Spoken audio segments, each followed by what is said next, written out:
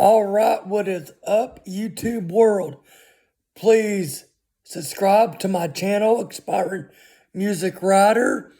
This video that I will be doing right now is going to be a review of the 1988 album Open Up and Say All by hair metal Poison.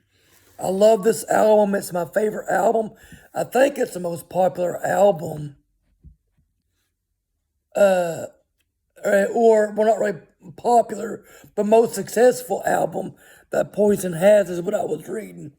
But before I get into that whole thing, I'm gonna just go on background about Poison, some other stuff related to that. Anyways, Poison is a hair metal band from the 80s, and Open Up and Say All, I think, is their second album.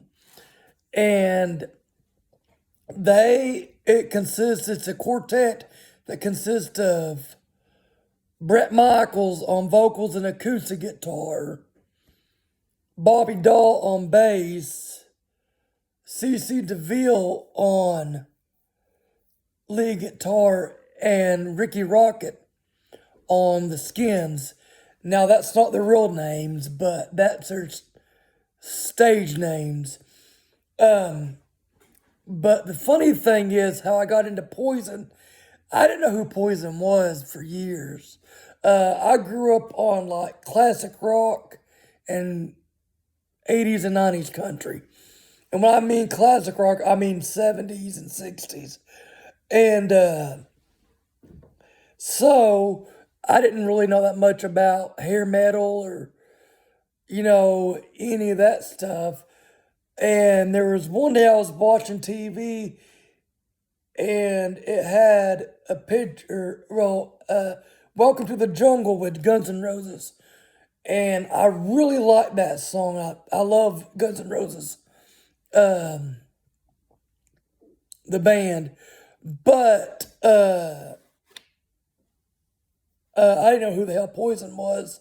Because like I said, I just hadn't done much studying up on that, But I didn't really know that much about 80s music either. Like I said, because I grew up on pretty much late 60s and 70s music, or rock, classic rock. But I went with my family down to Charleston, South Carolina. I'm just drinking orange juice tonight. And went down there, and my mom's like, save up some money so you can buy some souvenirs. I think I saved up like $300, I think. Every bit that was spent on CDs. I'm not kidding you. But the funny thing was, I wanted Guns N' Roses' live album from like 86 to whatever it was, or 87, yeah. Sorry, I'm getting it mixed up. 87 to whatever, 91 or something like that. It's like the double live album. And I couldn't find it at this Target store we're at. And I was really, really bummed out because I really wanted that album. And apparently it kind of worked out. It had a silver lining.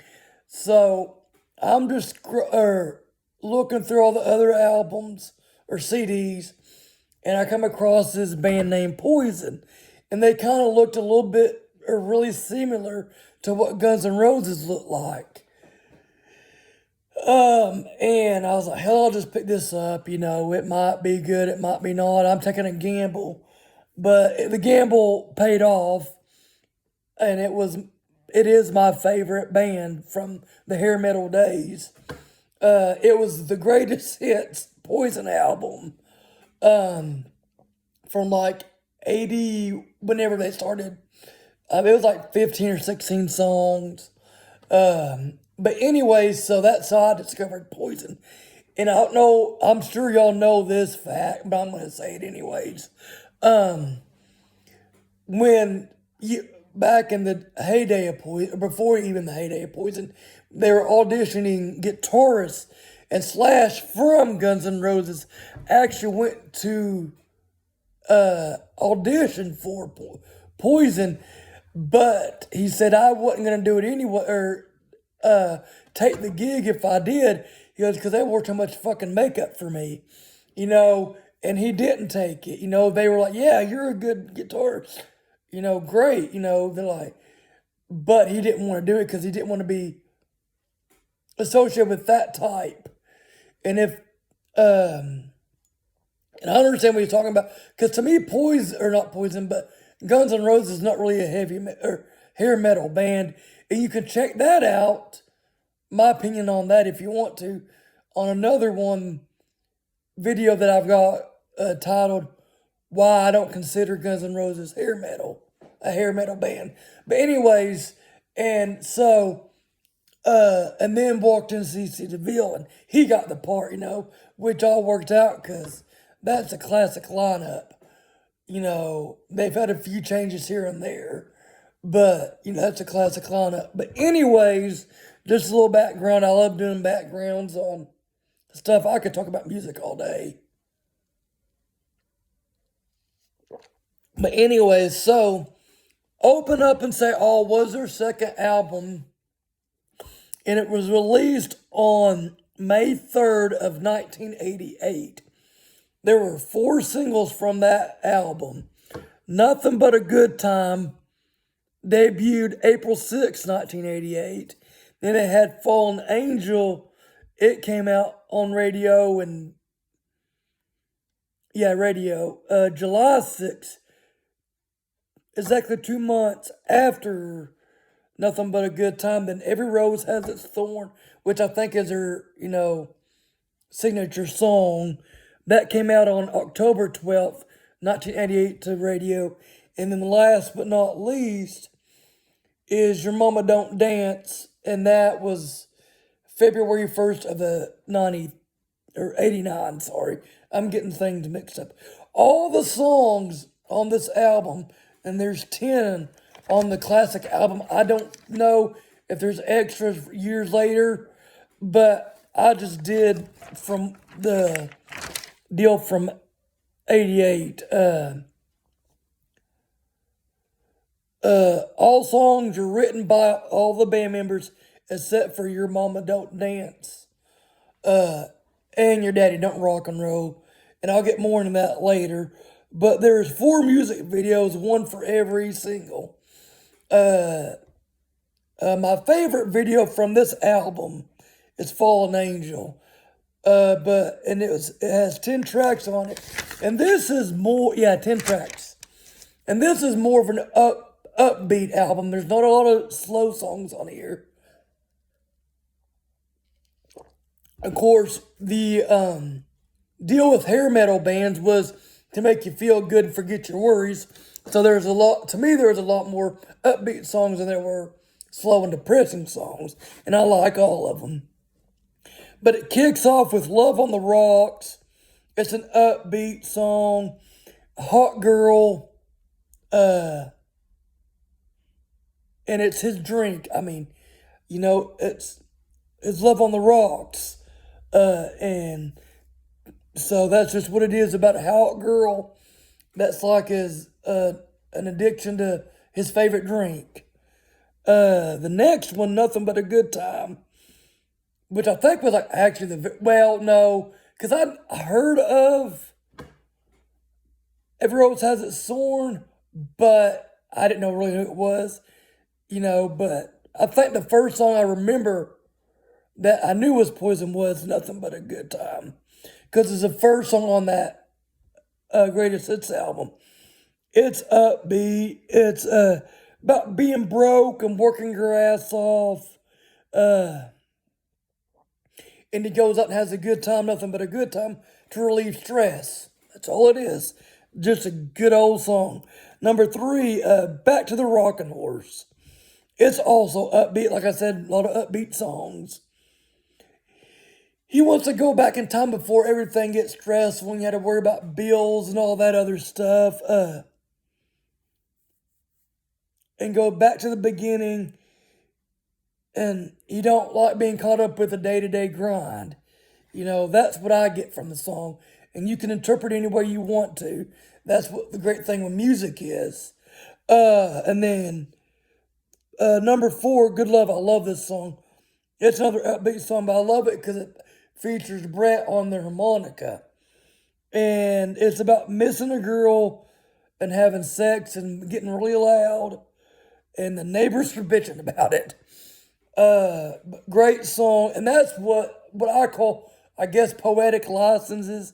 You can get away saying I fucked you in a different way, or whatever. Number five, this is probably my least favorite song on this album. A lot of poetic, not really poetic license. That's not what I'm thinking of, but they found a way to talk about stuff you really couldn't talk about, But they kind of went beat around the bush about it. Tearing down the walls, it's the same thing. It's his favorite vice about having sex with a girl and very loud, And like I said, it's a little bit too cheesy for me.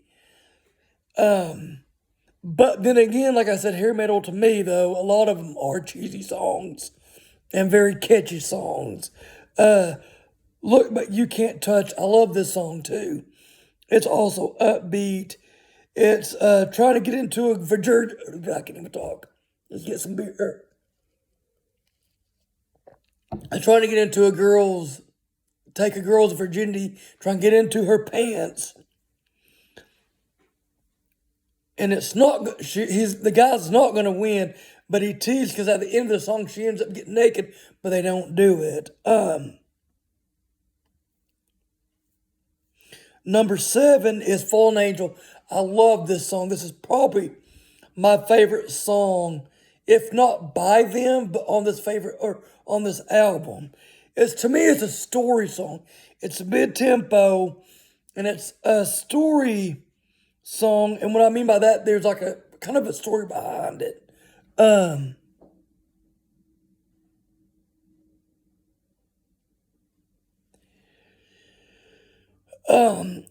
But it's about a young girl that's just graduated college. She wants to become a model, actress, and goes to Hollywood. And she's chasing fame and fortune. What I like about this is there's no definitive ending. And what I mean by that, you don't know if the girl falls on her ass or is successful about it. So I don't know, but I love that because it kind of gives that song, it gives you like, you got to figure out, really if the girl fails in life or whatever she's trying to do, or she keeps going, you don't know, and of course, number 8 is the signature song, Every Rose Has Its Thorn. And this, because I had to look this up, because I wanted to get the story right. It's the slowest song on here, and it's a depressing song.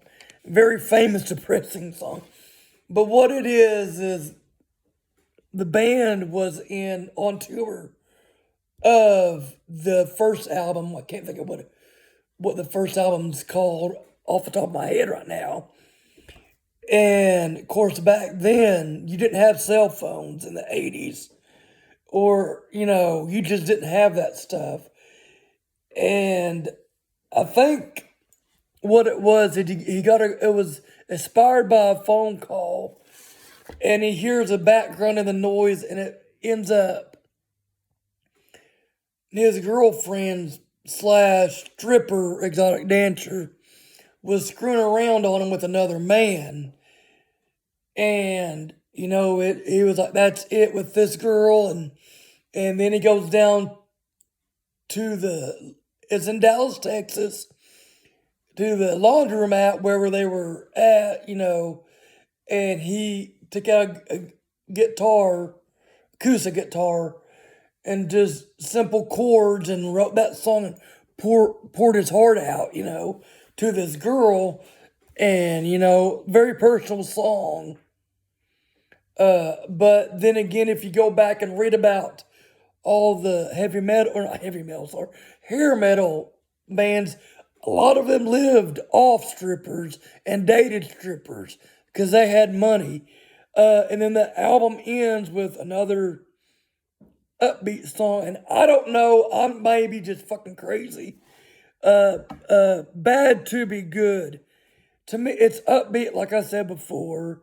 It's living on the streets, and what I get out of it is, it really don't say if it's a he or she, but to me, it's not,